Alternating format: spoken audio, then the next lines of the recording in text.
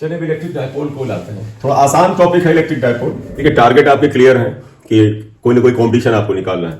आपके लिए नीट है, जो लोग जेई मेंस की तैयारी करें उसका जेई मेंस है। कुछ पाने के लिए कुछ खोना पड़ता है, सभी ने सुना है। तो बेटा कुछ पाने के लिए कुछ खोना होना नहीं पड़ता, कुछ करना पड़ता है। तो कुछ पाना है तो कुछ करो, मेहनत करो। खोना ना कुछ नहीं पड़ता है, क्योंकि अगर कुछ नहीं करोगे तो अपने आप ही खो ही दोगे। कुछ पाने के लिए कुछ करना पड़ता है। खोने की जो बात है वो तो कुछ नहीं करोगे तो अपने आप ही खो दो। तो please start doing hard work. ठीक है, आ जाइएगा इलेक्ट्रिक डायपोल पे। नाम से ही क्लियर है बेटा, डाई मतलब दो होता है, यानी दो इलेक्ट्रिक चार्ज डिफरेंट नेचर के अगर एक दूसरे के पास रखे जाएं शॉर्ट डिस्टेंस पर, तो वो जो अरेंजमेंट बनाते हैं इसे इलेक्ट्रिक डायपोल कहते हैं। तो it is arrangement of two equal and opposite charges. Better word होगा point charges. It is arrangement of two equal and opposite charges separated by short distance.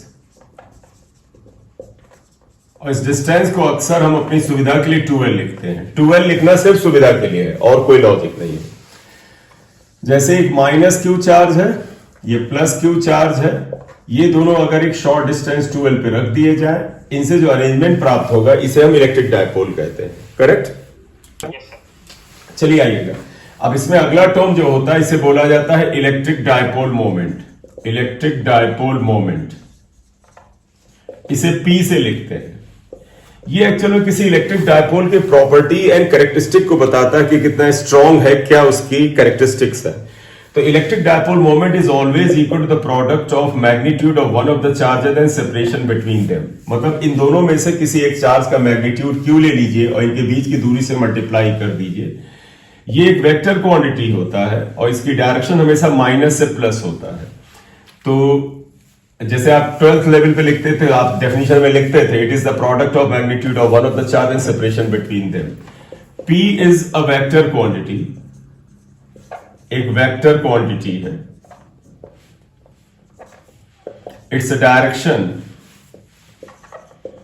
Direction is from minus या negative to positive charge, negative to positive charge. ये negative से positive charge की तरफ होता है।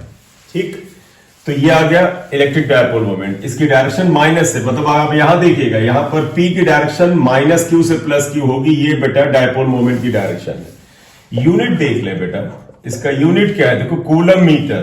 इसका unit coulomb metre होता है, शॉर्ट में हम कूलम मीटर लिखते हैं। एक और इसका यूनिट है डिबाय।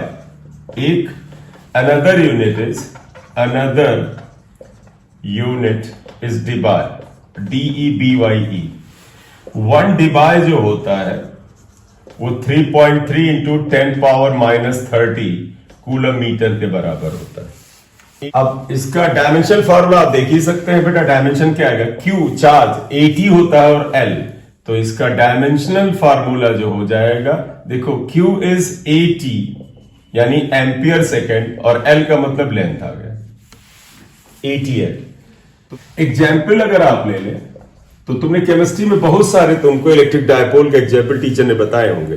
तो जैसे HCl ले लें, H2O ले लें, उसके कुछ मॉलिक्यूल्स जो हैं वो इलेक्ट्रिक डायपोल हो सकते हैं। सारे के सारे जरूरी नहीं हो, सेवरल, कुछ मॉलिक्यूल्स। तो पहला आप लिख सकते हैं सेवरल मॉलिक्यूल्स ऑफ HCl और H2O। Several molecules of HCl और H2O। जैसे देखिएगा HCl H प्लस है बेटा और Cl माइनस है। आप देखें इस पे जितना पॉजिटिव चार्ज है उतना इसके ऊपर नेगेटिव चार्ज है। ये प्लस Q, ये माइनस Q इलेक्ट्रिक डायपोल बना रहा है। डायपोल मोमेंट माइनस से प्लस। अगर आप H2O को लिखना चाहे तो H2 है बेटा, यहां देखो H2 है और O, तो पता O पर माइनस माइनस H पर प्लस प्लस आया।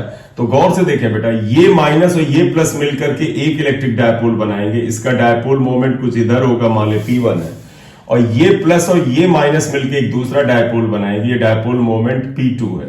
इन दोनों का जो रिजल्टेंट होगा ये कुछ जाएगा, that will be equal to net dipole moment and that is equal to vector sum of P1 and P2। आप चाहें इनको ऐसे बना ले, थोड़ा सा क्लैरिटी आ जाती है। बोले बेटा।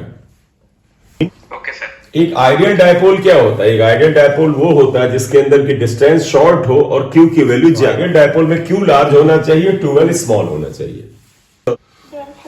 ठीक है, तो पता है कि तुमने इसमें देखा होगा सेवरल मॉलिक्यूल्स ऑफ HCl और H2O, यानी मॉलिक्यूल्स डायपोल हो सकते हैं, एटम्स डायपोल नहीं होते हैं बेटा। एटम्स, उसमें भी कंडीशन है, आइसोलेटेड एटम्स, मतलब एक अलग थलग रखा हुआ एक एटम है, वो डायपोल नहीं है। तो अगला इसका हम एग्जाम्पल में ही नोट में अगर हम ले लें, हम क्या कह सकते हैं?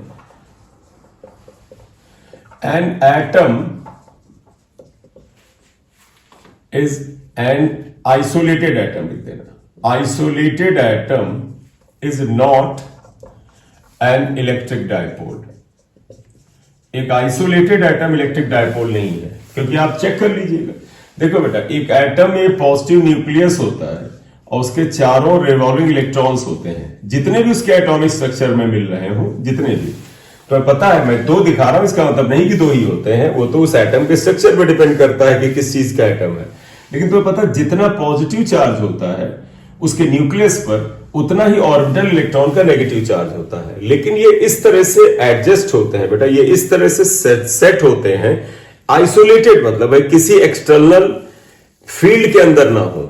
तो पॉजिटिव चार्ज का जो सेंटर ऑफ मास है वो, और इन नेगेटिव इलेक्ट्रॉन्स का सेंटर ऑफ मास एक ही जगह होता है। मतलब समझिएगा, ये न्यूक्लियस का सेंटर ऑफ मास यहीं पर है, इलेक्ट्रॉन्स जितने भी हैं रिवॉल्विंग इलेक्ट्रॉन, उनका भी सेंटर ऑफ मास एक ही जगह पर है। और जब दोनों का सेंटर ऑफ मास एक ही जगह पर है, इसका मतलब पॉजिटिव इसी स्थान पे है, नेगेटिव भी इसी स्थान पे है। इसका मतलब उनके बीच का जो सेपरेशन 2l था वो तो 0 हो गया, तो डायपोल मोमेंट नहीं बनेगा, क्योंकि डायपोल मोमेंट के लिए q इंटू 2l होना चाहिए, 2l थोड़ा सा होना ही चाहिए।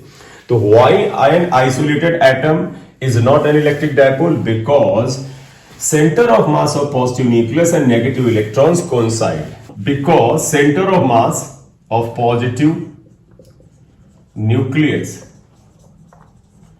and revolving electrons